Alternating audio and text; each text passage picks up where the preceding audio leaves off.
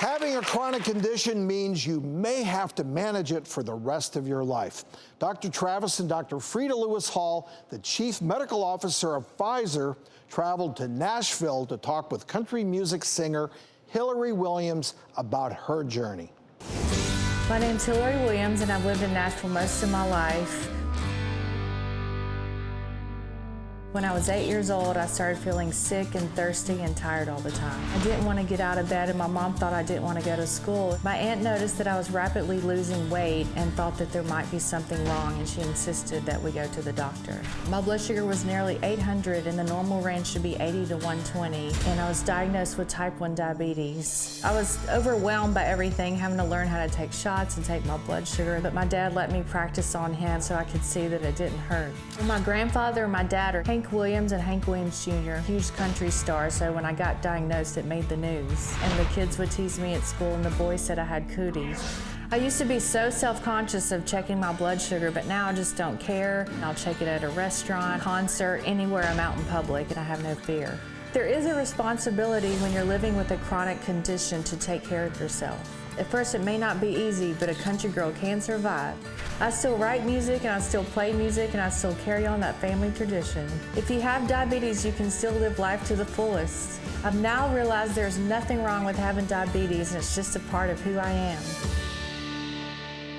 So Hillary, thank you so much for sitting down and talking about your health. And just to clarify for those watching, with type 1 diabetes, the pancreas produces little or no insulin. That's a hormone that is absolutely necessary to allow glucose to enter cells to produce energy. And Hillary, that's probably why you felt tired so much as a kid. It sounds like over the years you've learned how to manage your diabetes while juggling this music career that you have. Tell us about that. Yeah, I check my levels and I take my insulin, but unfortunately we can all have lows. And when I was a kid and when I was a teenager, a couple times I fainted. And you know, diabetes is a really serious chronic condition. And one of the things that many people don't know is that it can be as much of a challenge and as dangerous for people with diabetes if they let their blood glucose get too low. And as in your case, Hillary, sometimes that can lead to faintings, and in other cases to seizures and even a coma. And treating diabetes with insulin can sometimes overcorrect, causing low blood glucose. Diabetes by itself causes high blood sugar levels. That can be a really serious problem because when those glucose levels rise in the blood, it results in hyperglycemia. If not treated over time, those vessels that supply blood to vital organs, they can become damaged, increasing the risk of stroke, heart, and kidney disease. It can also cause vision and nerve problems, lifelong problems in many cases. Yeah, and these things don't necessarily or usually happen early, but they can happen later in life. And especially or particularly in people whose blood glucose hasn't really been well controlled. In fact, research tells us that there's a linkage between early, tight blood sugar control and a longer life for people with type 1 diabetes.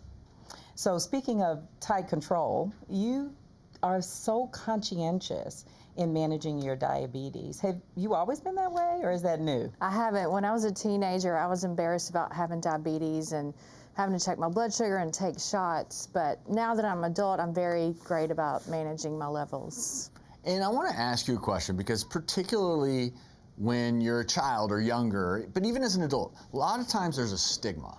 And people will feel like there's a stigma associated with their illness. Do you have any advice on that? We're really just like everyone else at the end of the day, and you know, we don't need to be embarrassed.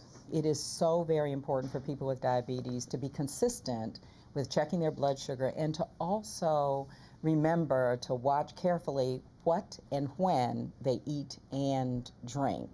But whether it's diabetes or another chronic illness, one really important thing is making sure that you've gotten together with your healthcare team, that you have a plan that's made just for you, and that you really follow that plan to the letter.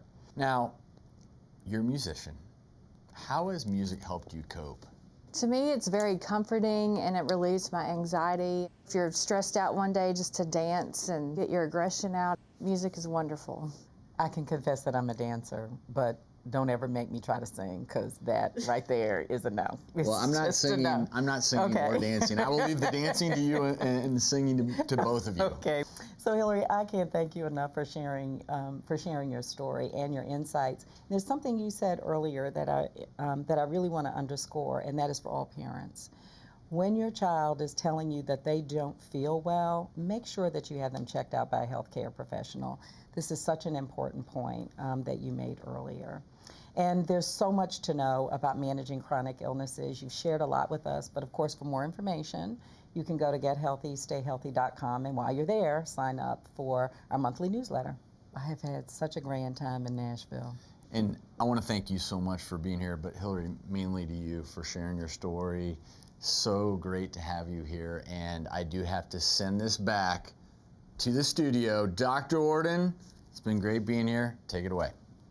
We'll see you soon, Dr. Travis. Stay tuned. We'll be right back.